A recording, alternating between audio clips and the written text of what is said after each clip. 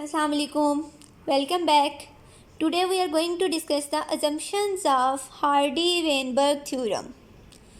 कब प्रपोज किया गया था? 1908 में। दो साइंटिस्ट ने किया था, मैथमेटिकल मॉडल है बेसिकली ये। दो साइंटिस्ट ने दिया था, हार्डी ने और वेनबर्ग ने। अब इसकी स्टेटमेंट क्या है? इसके मुताबिक हम क्या कहते हैं कि अगर कुछ असम्पशंस हम उनको पूरा कर लें, यानी हम ये अज्यूम कर लें कि ये बातें होंगी, तो क्या होता है कि जो मिक्सिंग होती है एलील्स की मियोसिस पे और इनके रिज़ल्ट में जो रिकम्बिनेशंस बनते हैं वो जीन फ्रिक्वेंसी को, एलील फ्रिक्वेंसी को अल्टर नहीं करते फर्दर जनरेशन में।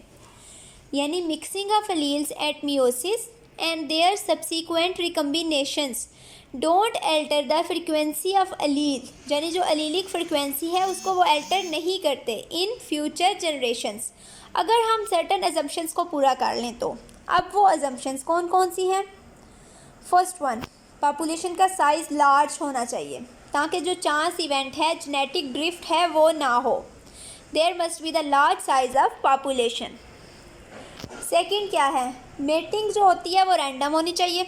हर इंडिविजुअल को चांस मिलना चाहिए कि वो मेट कर सके दूसरे इंडिविजुअल के साथ। अगर ये कंडीशन पूरी नहीं होती ना तो कुछ इंडिविजुअल जो है उनमें रिप्रोडक्शन रेट ज़्यादा हो जाएगा और कुछ में जो है वो कम हो जाएगा।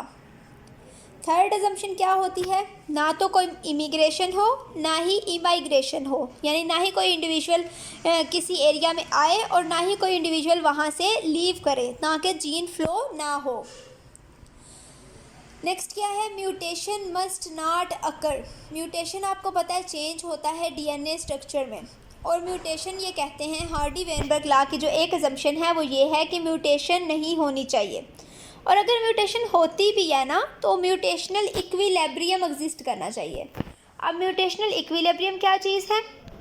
जब mutation wild type two mutant form को हम, यानी वाइल्ड टाइप से ना म्यूटेंट फॉर्म में म्यूटेशन हो रही है, उसको बैलेंस किया जाए म्यूटेंट फॉर्म से वाइल्ड फॉर्म में बैक म्यूटेशन को, यानी ये कह लें रिवर्सिबल रिएक्शन हो, तो तब क्या होता है कि म्यूटेशन जो है वो इक्विलिब्रियम में रहती है, यानी म्यूटेशन नहीं होनी चाहिए। बेसिकली यही इसकी अजम्पशन है। In either case no new genes are introduced into the population, यानी अगर वाइल्ड टाइप से म्यूटेंट फॉर्म में चली जाए, म्यूटेंट फॉर्म से वाइल्ड टाइप में आ जाए, तो न्यू जीन्स जो होती हैं वो इंट्रोड्यूस नहीं होती। नेक्स्ट है हमारे पास एवोल्यूशनरी मैकेनिज़म्स। इसमें हमने तीन चीज़ों को देखना है। सबसे पहली जो है वो है पॉपुलेशन साइज़।